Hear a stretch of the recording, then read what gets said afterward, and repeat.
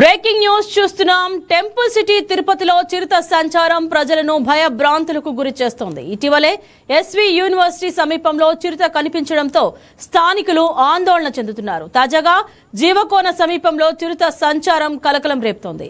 నీటి కోసం మానస సరోవర్ సమీపంలోని వాటర్ ట్యాంక్ వద్దకు వచ్చింది. ట్యాంక్ లో నీళ్లు లేకపోవడంతో తిరిగి అడవిలోకి వెళ్లిపోయింది. శేషాచలం అటవీ ప్రాంతానికి దగ్గరగా ఉండడంతో చిరుతలు ఆహారం, నీటి కోసం జనాశాల్లోకి వస్తున్నాయని అధికారులు తెలిపారు. చిరుత సంచారంతో స్థానికులు అప్రమత్తంగా ఉండాలని సూచించారు.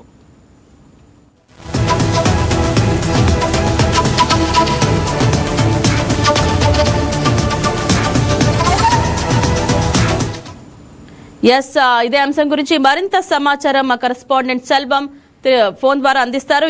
సెల్వం, చెప్పండి, తిరుపతిలో తాజాగా జీవకోన సమీపంలో చిరుత ఎక్కడ కనిపించింది? ఘటన వివరాలు ఏమిటి?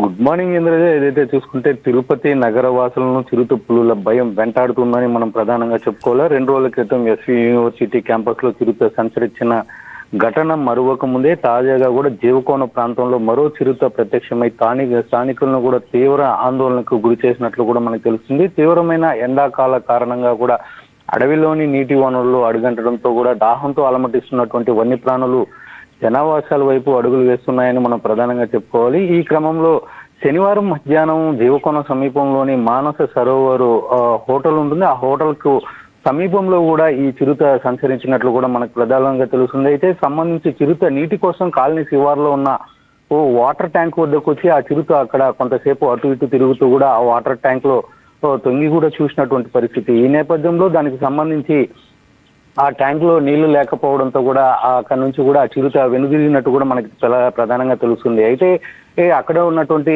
పక్కనే ఉన్నటువంటి నివాసులు ఇటు ఇంటి టెర్రస్ పైకి ఎక్కి కూడా ఆ వీడియోనంతా కూడా తమ ఫోన్ లో కూడా బంధించినటువంటి పరిస్థితి. ఈ నేపథ్యంలో సంబంధించి కూడా అయితే అక్కడ ఉన్నటువంటి దగ్గరలో వెంటనే వీళ్ళు అటవీ శాఖ అధికారులకు కూడా సమాచారం అయితే అందించినటువంటి పరిస్థితి. ఈ నేపథ్యంలో సంబంధించి కూడా అటవీ శాఖ అధికారులు అక్కడికి చేరుకున్నారు. అక్కడ ఉన్నటువంటి అంటే ఎవరైతే నగరవాస అక్కడ కుటుంబాలు కూడా చాలా వరకు కూడా నివాసితులు ఉంటారు. ఈ నేపథ్యంలో వాళ్ళని కూడా అప్రమత్తం చేసి రాత్రి సమయాల్లో కూడా ఎక్కువ ఎవరు బయట తిరగద్దని చెప్పి కూడా ఇటు చెప్పినటువంటి పరిస్థితి. ప్రధానంగా చూసుకుంటే అడవి ప్రాంతాల్లో కూడా అంటే గడిచిన 2 నెలల్లో కూడా ఎండ తీవ్రత అధికం కావడం, దీనికి సంబంధించి కూడా ఆ అటవీ ప్రాంతంలో కూడా నీళ్లు అడుగింటిపోవడంతోనే ఈ విధంగా జనావాసాల్లోకి చిరుతలు కూడా వస్తున్నాయి. కాబట్టి ఖచ్చితంగా ఇక్కడ ఉన్నటువంటి నగరవాసులు కూడా చాలా అప్రమత్తంగా ఉండాలని చెప్పి కూడా ఇటు అటవీ శాఖ అధికారులు అయితే కూడా చెప్తున్నటువంటి పరిస్థితి. ఈ నేపథ్యంలో దీనికి సంబంధించి ఏదైతే ఈ ప్రాంతంలో మళ్ళీ పులులు రాకుండా కూడా మేము చర్యలు తీసుకుంటామని అటవీ శాఖ అధికారులు కూడా